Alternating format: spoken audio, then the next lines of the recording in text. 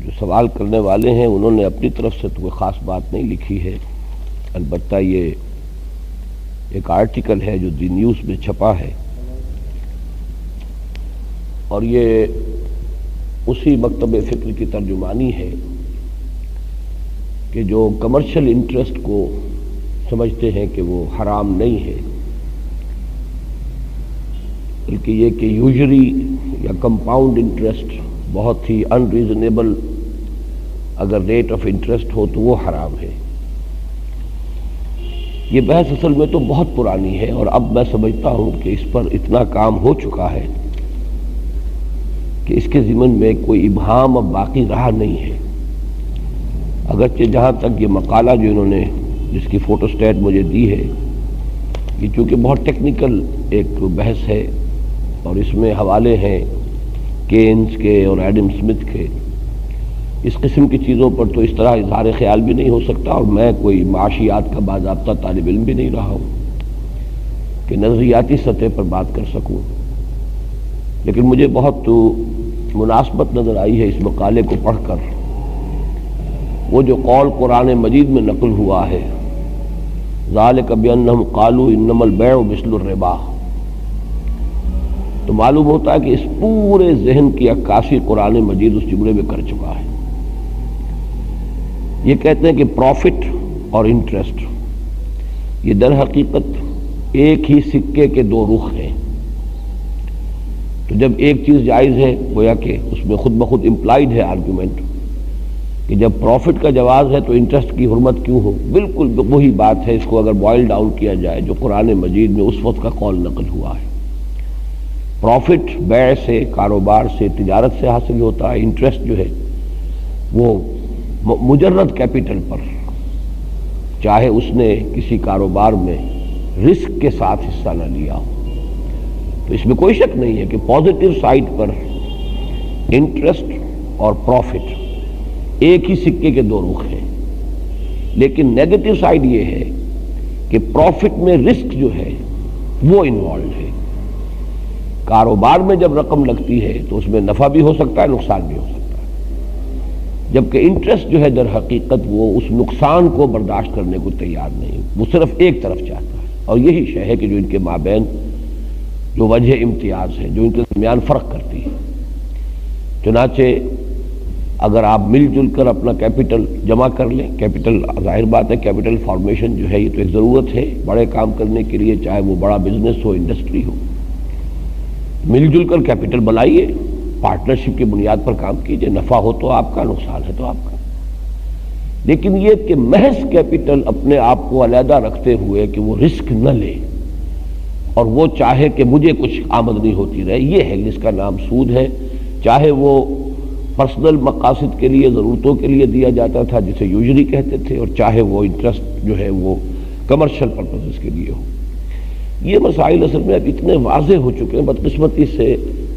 چونکہ یہ آرٹیکلز تو پہنچ جاتے ہیں ہزاروں لاکھوں کی تعداد میں لوگوں تک، یہ اخبارات میں چھپ رہے ہیں،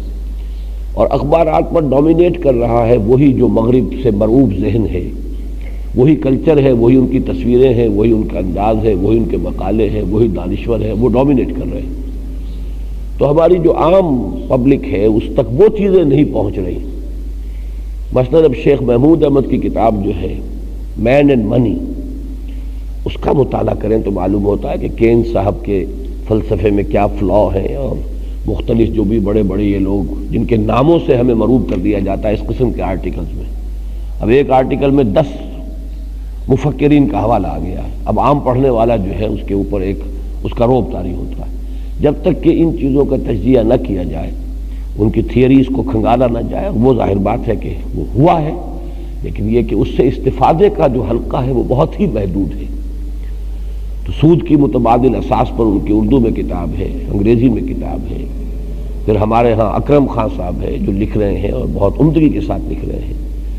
اور یہ کہ بہت سے جو ہمارے اہل قلم ہیں وہ اس کے اوپر تقریباً ثابت کر چکے ہیں۔ اور جہاں تک یہ یوزری یا کمپاؤنڈ انٹرسٹ اور انٹرسٹ ان تینوں کا کسی ایک ہی قبیل کی مختلف چیزیں ہونے کا تعلق ہے، اس کو میں سمجھتا ہوں کہ آخری درجے میں ہمارے ہاں عدالت کا جو فیصلہ ہوا ہے اس نے بہت مدلل مبرہن کر کے اس کو لکھا ہے۔ تو آپ کم سے کم وہ فیصلہ لیجئے، اس کو پڑھیے۔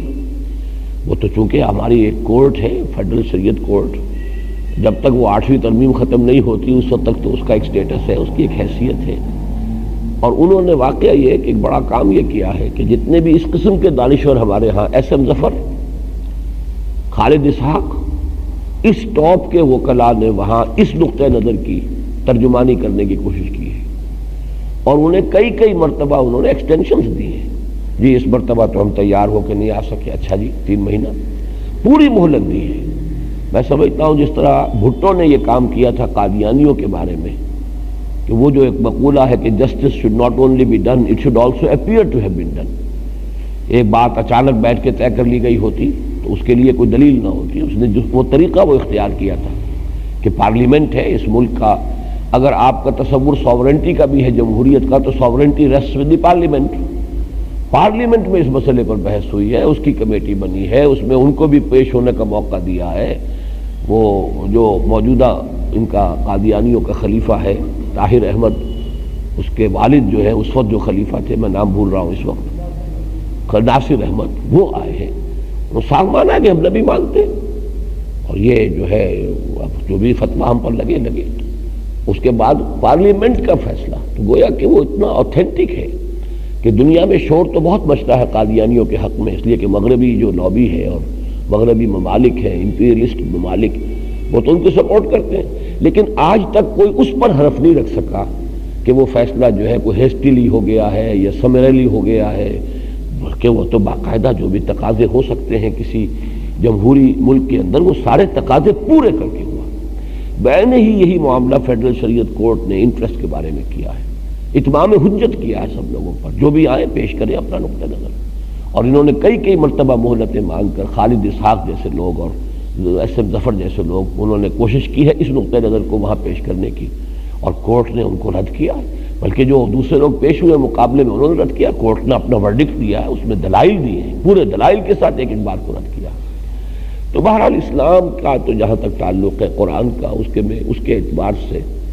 تو سود چاہے وہ یوزری کی شکل میں ہو، یعنی یہ کہ کوئی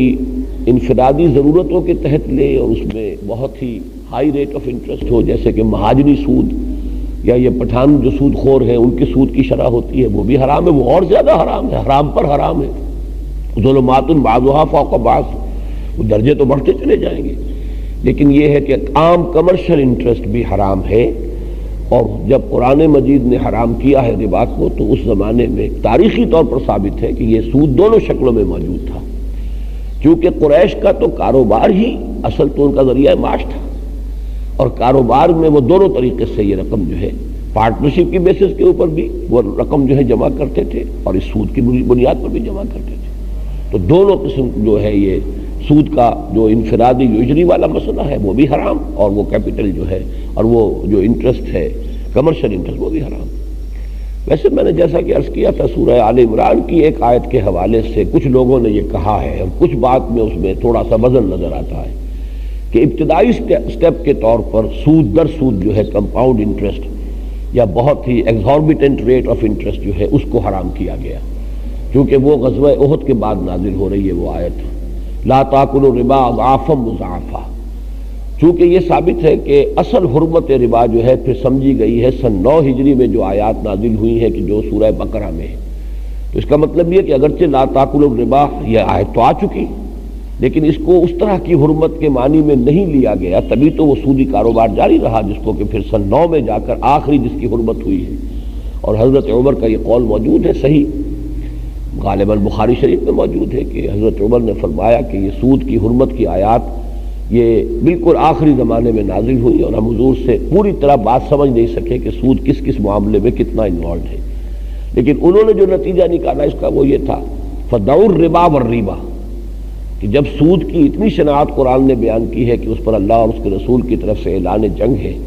تو پھر سود کو تو چھوڑنا ہی ہے، ربا کو تو چھوڑنا ہی ہے، جس معاملے میں ربا کا شائبہ بھی پیدا ہو جائے، شک بھی پیدا، اسے بھی چھوڑ دو۔